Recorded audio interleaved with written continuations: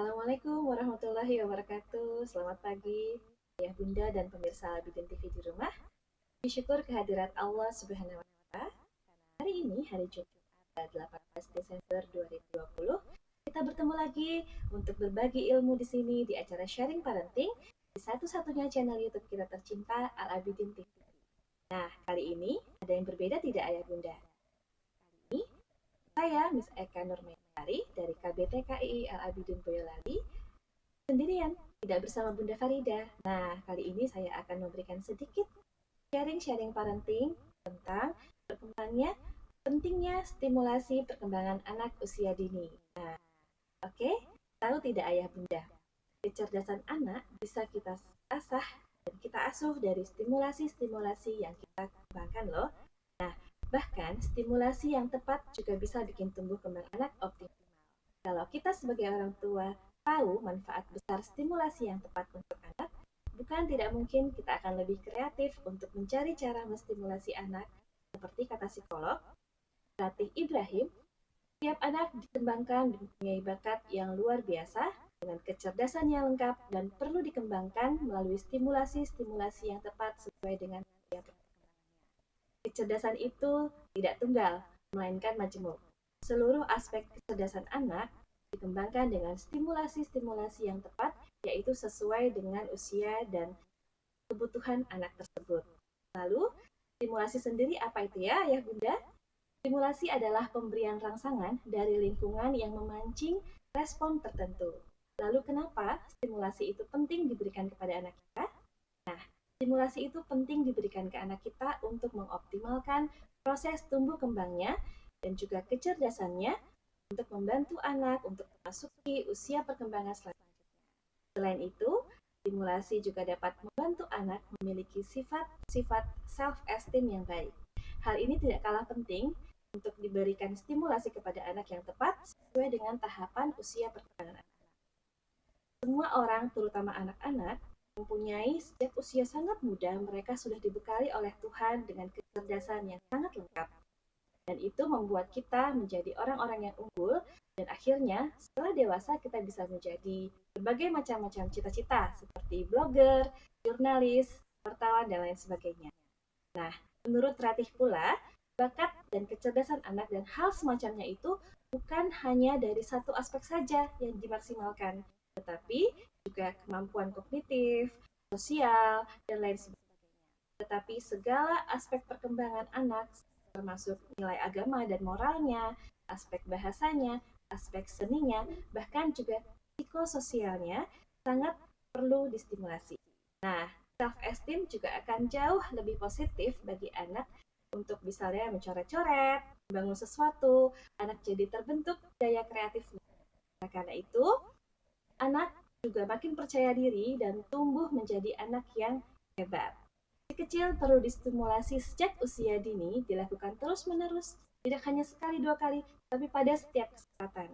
Jika ia tidak mendapatkan stimulasi yang cukup atau yang sesuai yang dibutuhkan, maka si kecil rentan mengalami perkembangan atau penyimpangan tumbuh kembang sehingga mengakibatkan anak bisa tidak maksimal tumbuhannya atau mengalami gangguan yang menetap hingga nanti dia usia dewasa.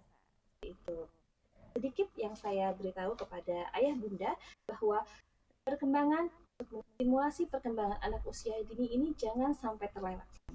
Nah, ayah bunda mau tahu di rumah bahwa anak-anak usia dini itu kesempatannya hanya satu kali saja kehidupannya, yaitu di golden age atau golden period, di mana usia ini adalah sekitar dari 0 sampai ada beberapa ahli yang mengatakan bahwa golden age itu antara 0 sampai 2 tahun.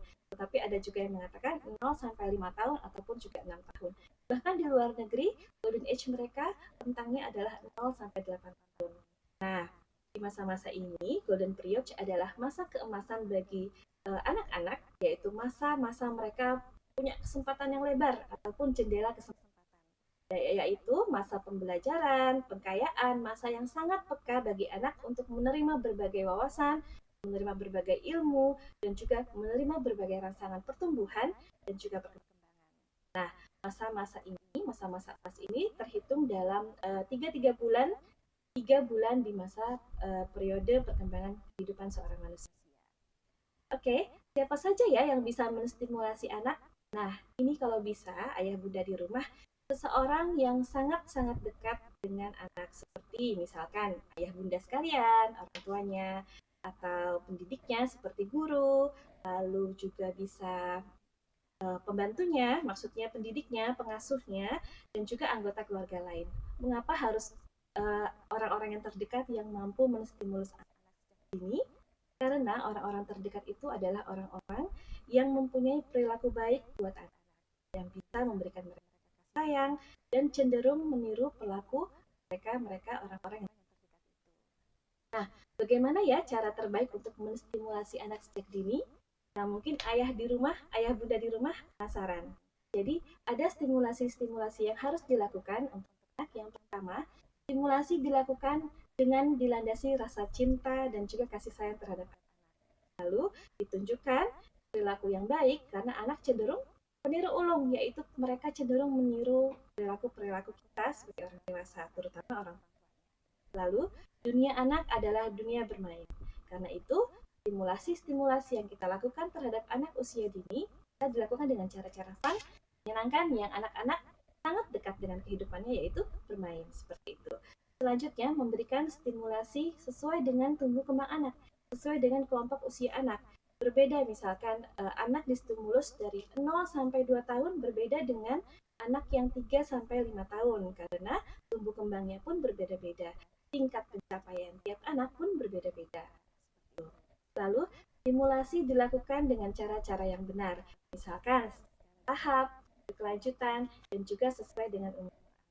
Lalu, menggunakan alat bantu atau permainan yang sederhana, misalkan yang ada di sekitar kita, di rumah-rumah kita, seperti misalkan anak-anak kita pancing stimulus untuk berkreasi dengan cara anak-anak kita berikan kertas kosong, kita berikan pewarna, kita berikan Lego seperti itu. Atau misalkan kita mau merangsang menstimulus dari sisi motorik kasarnya, kita berikan dia tangga saja. Dia naik turun tangga akan melatih otot kakinya. Dia diberikan bola, lempar tangkap bola dengan orang tua, dia akan merangsang kekuatan fisik otot tangannya. Nah, seperti itu anak-anak juga akan lebih mengeluarkan hormon-hormon bahagianya jika mereka merasa bahwa yang mereka lakukan itu adalah kesenangan mereka. Gitu. Dan bagaimana ya usia terbaik untuk anak-anak dilakukan stimulasi? Yang seperti saya bilang tadi, di masa-masa golden age mereka, dari anak-anak hingga dia 6 tahun. Hasil yang lebih optimal didapat apabila rangsangan ditumbuh kembangnya sekitar 0 sampai 3 tahun. Namun, bukan berarti pemberian stimulus dihentikan setelah anak usia 3 tahun atau 5 tahun atau 6 tahun ya Bunda. Dia itu akan terus diberikan stimulus sampai mereka sekitar usia 8 tahun ke atas. Itu juga bisa. Nah, jangan lupa, anak laki-laki dan perempuan pun berbeda perlakuannya atau stimulusnya. Kan, kita tanamkan kepada anak perempuan bahwa perempuan itu diwajibkan dari syariat agama memakai hijab atau melindungi dirinya, menutupi auratnya. Sedangkan laki-laki kita beritahu batasan-batasan auratnya seperti apa. Jadi mereka dari segi nilai agama dan moralnya pun juga sudah terstimulus. Seperti itu. Nah, selain itu, kemampuan dasar anak juga harus dilatih dengan stimulus terarah dan mencakup semua aspek perkembangan. Yang pertama, kemampuan motorik atau gerak kasarnya. Aspek ini berhubungan dengan kemampuan si kecil melakukan gerakan dari sikap tubuh yang melibatkan otot-otot besarnya seperti duduk, yang lempar tangkap bola tadi, misalkan, atau juga naik turun tangga, dan juga duduk berdiri seperti itu akan menstimulus kekuatan otot anak. Selanjutnya ada juga yang dinamakan dengan fisik motorik halus. Nah, itu biasanya berhubungan dengan kemampuan si kecil terampil menggunakan jari tangan kanan dan juga jari tangan kiri. Biasanya anak-anak distimulus melalui gerakan-gerakan yang melibatkan bagian-bagian tubuh tertentu, seperti misalkan jari. Anak-anak diberi pensil untuk mewarnai atau menirukan suatu bentuk. Nah, seperti itu. Sehingga memerlukan koordinasi antara otak dan juga bagian tubuh yang kita stimulus tadi dengan cermat. Misalkan merobek kertas, menggunting. Nah, itu semuanya adalah stimulus-stimulus dari segi motorik halus. Oke, selanjutnya kemampuan berbicara dan juga bahasa. Ini sangat penting sekali, ayah bunda di rumah. Aspek yang berhubungan dengan kemampuan bahasa ini akan memberikan respon terhadap anak-anak, misalkan mereka jadi cepat berbicara, artikulasinya makin jelas ketika berbicara dengan orang lain. Mereka memahami apa yang kita katakan dan mereka mampu merespon apa yang kita tadi katakan. Misalkan seorang guru ataupun orang tua menceritakan sebuah cerita atau dongeng begitu ya ayah bunda, lalu anak tersebut merespon kejadian yang kita ceritakan tadi dengan bahasa mereka sendiri, dengan bahasa yang sederhana tapi menyimpulkan apa yang tadi kita sudah ceritakan. Nah, itu juga bisa menjadi stimulus dalam segi perkembangan bahasa mereka. Itu menjadi sesuatu yang luar biasa ya ayah bunda ya. Karena anak-anak dari segi bahasa ini kalau misalkan terampil, insya Allah usia dewasa mereka akan bisa sangat terbiasa untuk berbicara di depan umum seperti public speaking, terus mereka juga akan mendapatkan memudahkan mereka dalam mencari pekerjaan seperti itu. Dan selanjutnya berbicara tentang sosial emosional mereka, misalkan sikap-sikap yang menunjukkan anak mandiri, percaya diri, tanggung jawab, lalu mau menolong temannya, peduli seperti itu, dan mereka mampu bersosialisasi dengan temannya. Untuk itulah anak-anak tidak bisa hidup sendiri terus di dalam rumah. Mereka bermain hanya sendiri saja dengan ayah bunda, tetapi mereka harus distimulus bermain dengan teman-temannya, misalkan dengan tetangganya atau dengan teman-teman sekelasnya ataupun dengan saudaranya kalau anak tersebut punya saudara. Nah, aspek yang berhubungan dengan kemampuan mandiri anak ini, misalkan mereka bisa makan sendiri, pakai baju sendiri, mandi sendiri seperti itu. Akhirnya mereka pun juga mempunyai rasa tanggung jawab. Misalkan setelah bermain mereka langsung membereskan mainan mereka sendiri. Lalu juga misalkan mereka berpisah dengan bunda ataupun pengasuhnya, mereka sudah terbiasa. Mereka sudah percaya diri dan mereka bisa mandiri mengurus keperluannya mereka sendiri. Walaupun orang tua mereka misalkan menaruh mereka atau anak-anak di sekolah ataupun di tempat penitipan anak, karena misalkan orang tua dua-duanya bekerja, itu anak-anak sudah mulai berani. Disitulah ayah bunda perlu menstimulusnya. Dan itu ayah bunda tidak bisa melakukannya sendiri saja. Terkadang juga kita butuh pengasuh ataupun guru di sekolah seperti itu. Nah, pada saat ayah bunda melakukan stimulusasi pada si kecil, jangan lupa untuk memperhatikan beberapa prinsip dasar. Yang pertama, lakukan tadi, saya ulangi ya, lakukan semuanya dengan penuh cinta dan kasih sayang. Orang tua mempunyai target tertentu kepada anak, dan itulah yang orang tua harus terapkan kepada anak. Dilandasi dengan kasih sayang dari orang tua kepada anak.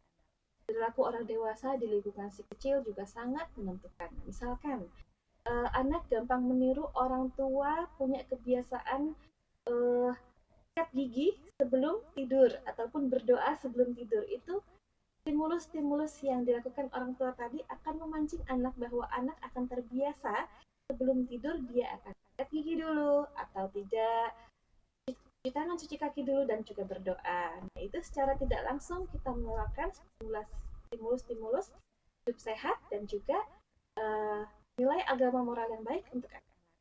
Selanjutnya, stimulus yang diberikan harus sesuai dengan 4 kemampuan dasar si kecil sesuai dengan kelompok usianya. Anak yang masih kecil diberi Lego itu mungkin kita bisa stimulus dari segi bentuknya kasar atau halus ataupun juga warnanya. Tetapi ketika anak sudah memasuki usia 3 tahun ke atas, kita bisa stimulus dari segi membangun bentuk dari Lego tadi. Misalkan dalam bentuk yang sederhana kita bikin kolam renang atau misalkan rumah yang sederhana. Nah, itu orang tua pun perlu belajar tentang apa sih tahapan-tahapan perkembangan itu. Lalu ayah bunda juga bisa menggunakan alat, yaitu tadi seperti alat-alat bermain. Jangan bedakan kesempatan untuk anak-anak laki-laki dan perempuan. Jadi kalau kita sangat membedakan anak laki-laki dan perempuan, anak-anak mulai akan ada rasa tidak percaya diri. Dan juga hargai pencapaian si kecil. Apapun yang sudah dilakukan anak, apapun yang sudah dicapai oleh anak sesuai dengan perkembangannya, jangan dibandingkan dengan anak lain yang membuat anak tersebut nanti kelak tidak akan mempunyai rasa percaya diri. Sekecil apapun pencapaian anak, ayah bunda perlu hargai. Berikan pujian-pujian yang sangat membantu mereka untuk senang dan juga untuk percaya diri melakukan hal yang lain lagi bersama ayah bunda. Oleh karena itu, saran saya, hargai masa-masa emas anak dan jangan lupa, jangan sampai terlambat memberikan stimulus pada anak, jangan sampai melewatkan usia emas anak ini. Ayah bunda pasti bisa melakukannya, dan jangan lupa untuk terus belajar menjadi orang tua yang bukan sempurna, tapi baik sesuai dengan yang dibutuhkan anak. Mungkin itu saja dari saya untuk sharing parenting kali ini. Semoga bisa bermanfaat dan bisa kita terapkan bersama-sama di rumah. Baik ayah bunda, wabillahi taufiq wal hidayah. Assalamualaikum warahmatullahi wabarakatuh. Sampai jumpa di pekan depan selanjutnya.